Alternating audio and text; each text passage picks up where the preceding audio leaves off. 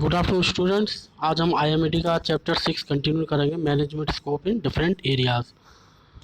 इसका टॉपिक जो है नेक्स्ट हमारा है मार्केटिंग कॉस्ट एंड डिस्ट्रीब्यूशन। तो इस चैप्टर का मैंने जैसा बताया management scope in different area का चैप्टर कंटिन्यू करूँगा, marketing cost and different distribution. Marketing requires the decision to market a product and consider its success and failure, especially in relation to the product which is already prevalent in the market। अब marketing की बात करें हम, marketing जो जिसकी ज़रूरत पड़ती है और जिसका हमें डिसीजन लेना होता है वो डिपेंड करता है मार्केट प्रोडक्ट पे। एंड कंसीडर इस सक्सेस एंड फेलियर, उसको इसी चीज़ को कंसीडर किया जाता है कि सक्सेस और फेलियर हमारा इसी पे डिपेंड करेगा कि मार्केट का प्रोडक्ट है और प्रोडक्ट कैसा है और किस तरह का वो रिक्वायरमेंट मार्केटिंग में।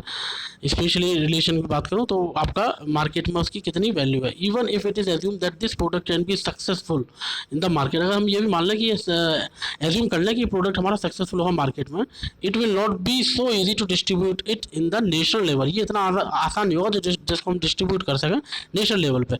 If you spend a lot of time and spend enough money, अगर आप काफ़ी समय दो और पैसा भी खर्च करें trying to find out through a test marketing project, आप मार्केट का टेस्ट मार्केटिंग प्रोजेक्ट पे अगर जाएं तो whether the product will be acceptable at the consumer और नॉट, क्या वो कंज्यूमर के द्वारा एक्सेप्टेबल होगा या नहीं होगा। It will be challenging to distributing nationally, ये बहुत बड़ा चैलेंजिंग होगा नेशनली लेवल पे कि आप इसको कैसे प्रोजेक्ट को आगे बढ़ा सकते हैं। Another person can also compete with your product, अब जो दूसरा पर्सन है वो भी आपका कम्पीट कर रहा है जो आपके प्रोडक्ट को, एंड शी मेक या ही मेक मस्ट सुपीरियर प्रोडक्ट, वो आपसे अच्छा बनाएगा that your product and launch it in the market, जो आपका प्रोडक्ट लॉन्च होगा उससे पहले वो कर चुका है और सुपीरियर है उसका। Many such hazards can arise for your product, इस तरह की आपकी परेशानियां जो हैं अराइज होंगी प्रोडक्ट से related by studying the data of test conducted in the market. Test को हम देखें मार्केट में जितने भी स्टडी करें तो proper information about the product can be obtained, एक प्रॉपर इंफॉर्मेशन हमें मिल जाएगी अकॉर्डिंग अ पॉजिटिव और negative decision is taken regarding the product. अब उसके हिसाब से आपको पॉजिटिव और नेगेटिव डिसीजन लेना पड़ेगा रिगार्डिंग द प्रोडक्ट के लिए। This decision depend on the possible monthly appearance rate, अब ये डिसीजन जो लिया जाएगा डिपेंड करता है पॉसिबल आपका monthly appearance rate of the product, आपका रेट ऑफ द प्रोडक्ट क्या है, which can be conducted in different areas, अलग अलग एरियाज पे वो हो रहा है। इसका डिस्ट्रीब्यूशन की बात करें तो यह डिस्ट्रीब्यूशन कहाँ कहाँ हो रहा है। अब वन सॉल्यूशन, ये पैराग्राफ स्टार्टिंग से पढ़ रहा हूँ मैं, one solution to diagnose all the above difficulties in simulation which means to follow और इमिटेट मतलब उसकी नकल करना, the same type of work to suit your task, जो आपको टास्क है वो आपको सूट करे, इमिटेट कर सकते हैं अगर इमिटेट कर पाएँ आप तो किसी भी प्रोडक्ट का। Simulation is a complete and accurate solution to difficulties of the distribution. Simulation आपका, अब सिमुलेशन की हम बात करें, सिमुलेशन का यहाँ पे ये मतलब है one solution to diagnose of the above difficulties simulation. Simulation मतलब दिखावा आप करिए, मतलब जो हो वो दिखावटी होना चाहिए, विच मीन्स टू फॉलो और इमिटेट, वही बात है कि आप नकल कर सकें। Simulation is a complete and accurate solution to the difficulties of the distribution system. Simulation का मतलब ये भी है पाखंड करना है, दिखावा करना, इन सब चीज़ों simulation. The following components of distribution system can be solve by following simulation. कौन कौन से? रेट स्ट्रक्चर ऑफ ट्रांसपोर्टेशन हो गया पहला, वेयर हाउस ऑपरेटिंग सिस्टम, आपका जो वेयर हाउस है ऑपरेटिंग कॉस्ट जो है उसका वो वेयर हाउस का दिखावा करिए, आपकी सिमुलेट करिए कि आपका वेयर हाउस भी है। Selection of the product according to demand of the consumer, the pattern of the consumer purchasing product, जो पैटर्न है वो आपको ऐसा कंज्यूमर जो है वो परचेज कर सकें ऐसा पैटर्न बनाइए बिल्कुल। Cost of labour, factory location etcetera, all the above components forms are distribution in an exclusive form. Each component is expressed in a way that imitates or replicates the actual activity. अब जितने भी components हैं वो imitate कर सकें, मतलब नकल कर सकें, बिल्कुल एज इट इज़ हो, लेकिन ब्रांड का नाम आपका अलग होगा लेकिन एज इट इज़ देखने में होगा वो, तो प्रोडक्ट आपका मे बी पॉसिबल है कि आपका सक्सेस हो जाए। अब मार्केटिंग स्ट्रेटजी की हम बात करें इसमें, तो मार्केटिंग स्ट्रेटजी क्या है? मार्केटिंग स्ट्रेटजी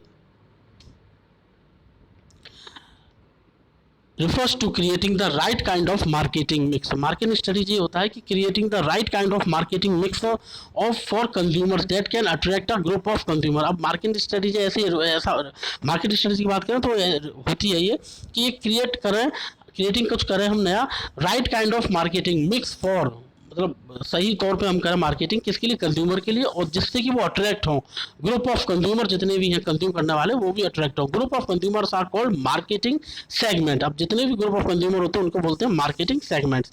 अब 4 एलिमेंट्स होते हैं मार्केटिंग मिक्स की बात करूं तो, called 4 Ps. 4 Ps are as follow, कौन कौन से, product, second price, third promotion, fourth place. इनको मैं ब्रीफली बताता हूँ सारे पॉइंट्स को। प्रोडक्ट से रिलेटेड क्या है आपका, डिस्क्रिप्शन बता रहा हूँ मैं। The product is focused on satisfying the consumers गोल।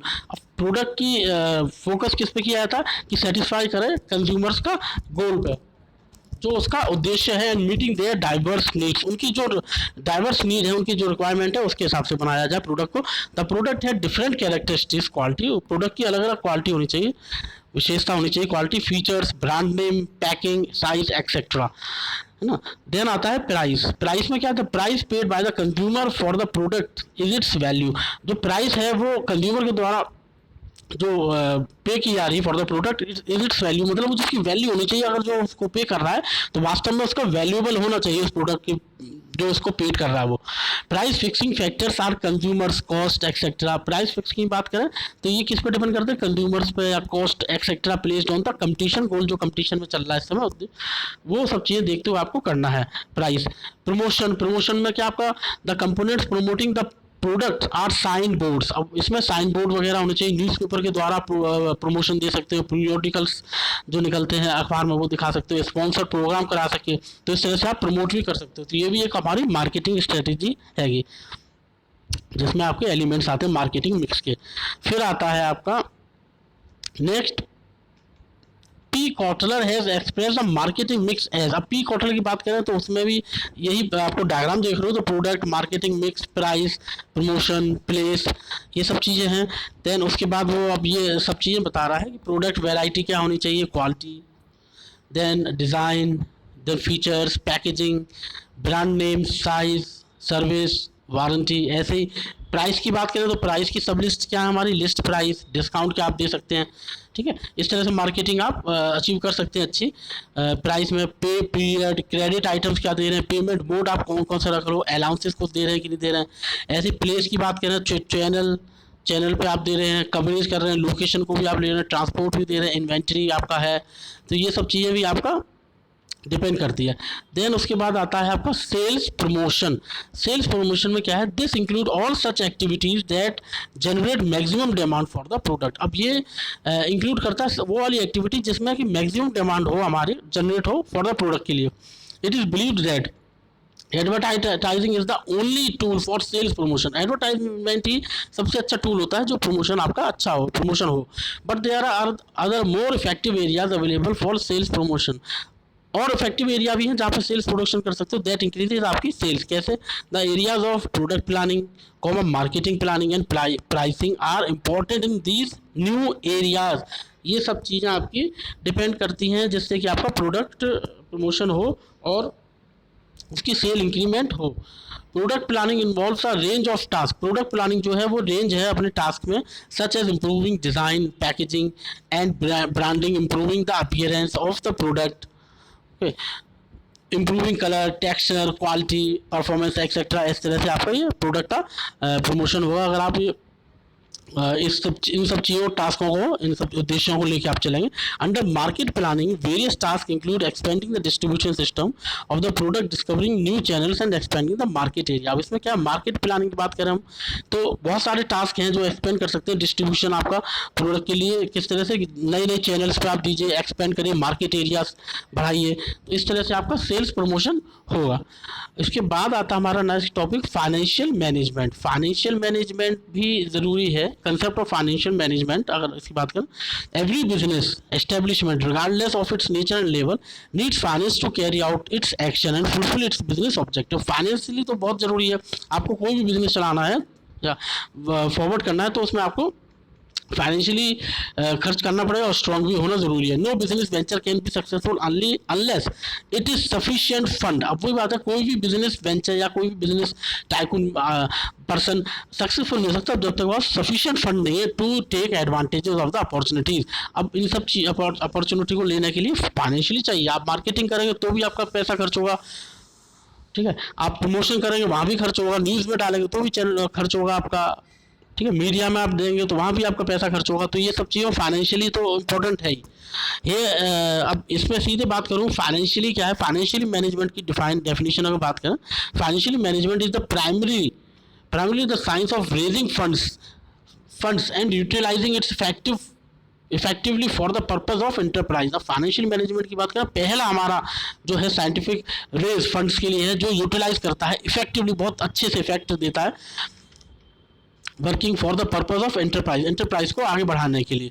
तो द फाइनेंस मनी रिक्वायर्ड, नीचे next paragraph, to run and grow the business is obtain from various sources. अब अलग अलग सोर्सेज से आता है आपका बिजनेस चलाने के लिए, बहुत सोर्सेज है। अगर फाइनेंशियली मनी की बात करें तो such as from direct money receive from the sale of the product, या तो प्रोडक्ट का जो डायरेक्ट पैसा मिल रहा है आप वहाँ से करिए, या फिर लोन लेके करिए बैंक से आप।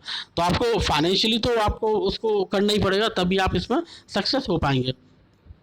ये आपकी डेफिनेशन है सेम वही फाइनेंशियल मैनेजमेंट की। मैं रिपीट कर बता देता हूँ। Financial management is the branch of management science which is concern with planning, financial management, allotment of the economy. Same वही डेफिनेशन है, सेम इसी तरह को थोड़ा घुमा के बताया, allotment of economy of the industry and it is done by controlling. Okay, अब ये अलग अलग वो हैं इनके। अकॉर्डिंग टू हॉगलैंड ने फाइनेंशियल मैनेजमेंट कैसे समझाया, अकॉर्डिंग टू मॉक ने कैसे समझाया, तो बात वही है, बस थोड़ा थोड़ा अलग अलग उस तरह से समझा देते हैं। Importance of financial management, financial management की इंपॉर्टेंस हमारी क्या है। Financial management is a part of management science under which controlling the dispersing and finance system of the firm finances। Firm के उस पर फाइनेंस होता है या फर्म फाइनेंस करती है। In fact financial management is the branch of economic science that deals with finance economic. अब finance management की बात करें तो एक ब्रांच है इकोनॉमिक साइंस की जो डील करती है फाइनेंस इकोनॉमिक्स में।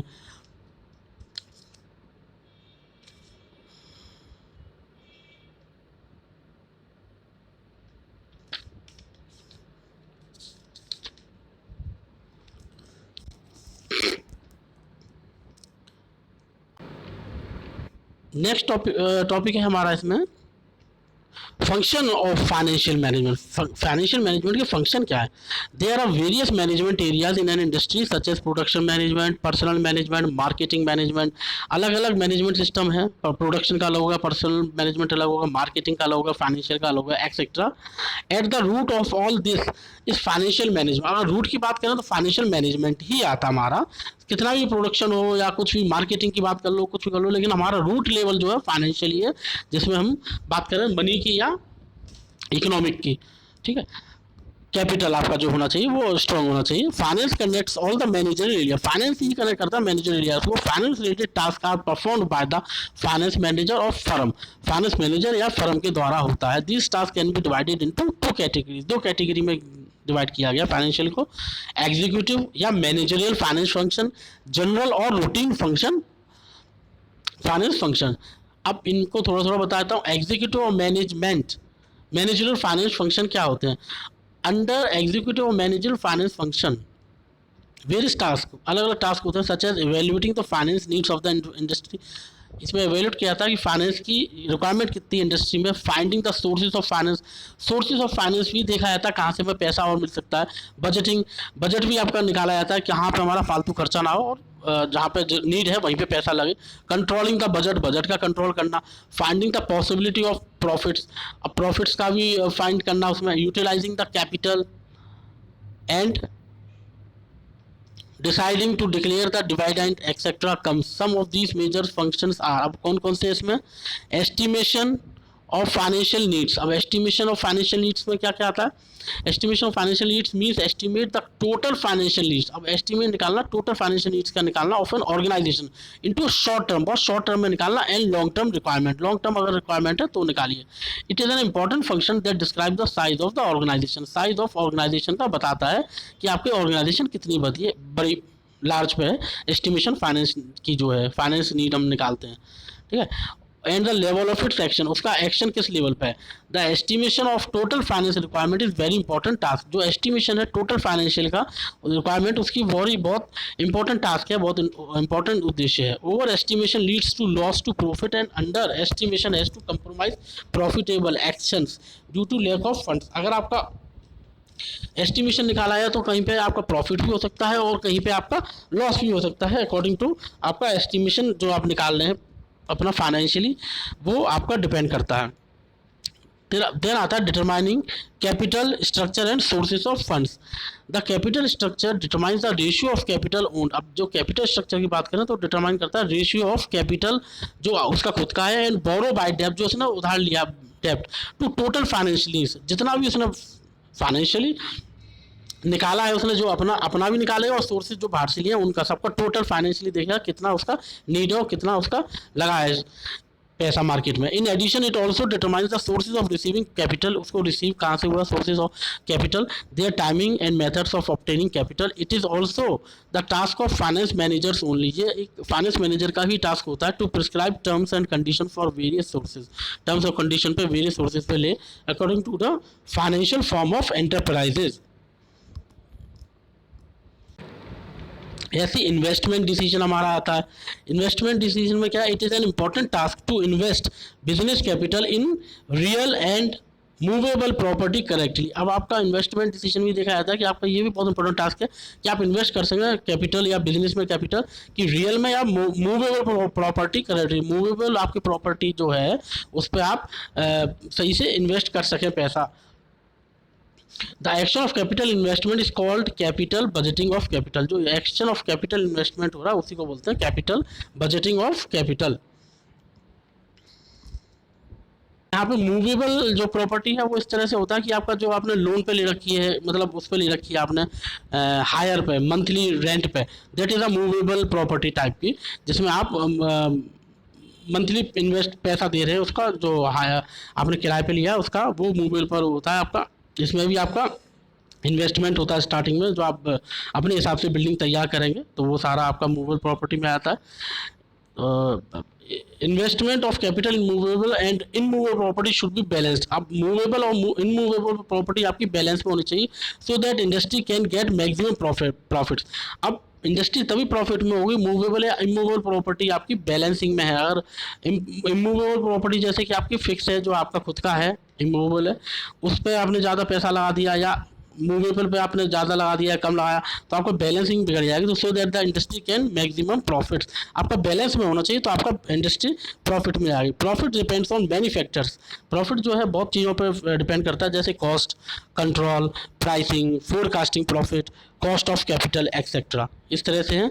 इस तरह से और भी हमारे आते हैं management of fixed assets. Management of fixed assets का मतलब ये है कि fixed assets are 60 to 80% of total investment made such as land, building, machine and tools. 60 से 80% तक आप इन्वेस्टमेंट कर सकते हो, जिस कैसे बिल्डिंग पे, मशीन पे, टूल्स पे, फर्नीचर एक्सेट्रा, इन सब चीज़ों पे। तो फिक्स्ड एसेट होना चाहिए, इससे ज़्यादा आप कर दोगे तो आपको प्रॉब्लम आएगी। इसके अलावा आपकी सेम है working capital management. Everyday business activity in the industry requires movable capital. It's a life-giving blood for smooth functioning of the industry. अब इसमें क्या बात करूँ वर्किंग कैपिटल मैनेजमेंट में, the major assets of movable capital are raw material. Movable की अगर बात करें कैपिटल में तो उसमें कौन रॉ मटेरियल होता है हमारा, फिनिश्ड प्रोडक्ट्स होते हैं, receivable capital and outstanding cash money which remains in circulation in and industry. ये आपका वर्किंग विद कैपिटल उसमें आता है कैपिटल मैनेजमेंट में। देन आता है कंट्रोल ओवर फाइनेंशियल एक्टिविटी। अब control is a management process that affects performance. It makes forecast for planning and budgeting. ये आपका फोरकास्ट और प्लानिंग के हिसाब से काम आता है या बजटिंग के काम से आता है। Following activity are generally done, ज़्यादातर होती हैं। कौन कौन सी होती हैं, स्टैंडर्ड कॉस्टिंग। स्टैंडर्ड कॉस्टिंग में हमारा क्या है, comparing the actual cost of the product with the standard cost. जो एक्चुअल कॉस्ट आपकी आ रही है उसको स्टैंडर्ड कॉस्ट से जो मार्केट में आप निकालो उसके हिसाब से कंपेयरिंग की जाएगी। Find out the difference and efficiency and try to diagnose the reason, ऐसा क्यों हो रहा है। जो उसकी एक्चुअल कॉस्ट है और जो स्टैंडर्ड कॉस्ट, मतलब एक्चुअल कॉस्ट आपकी जो होनी चाहिए वो एक्चुअल कॉस्ट, और स्टैंडर्ड जो आपको वहाँ से मिल रही है, मतलब आप ले रहे हैं होलसेलर से, तो उसमें इसमें क्या डिफरेंस आ रहा है। आपके हिसाब से एक्चुअल कॉस्ट क्या होनी चाहिए और स्टैंडर्ड कॉस्ट क्या है।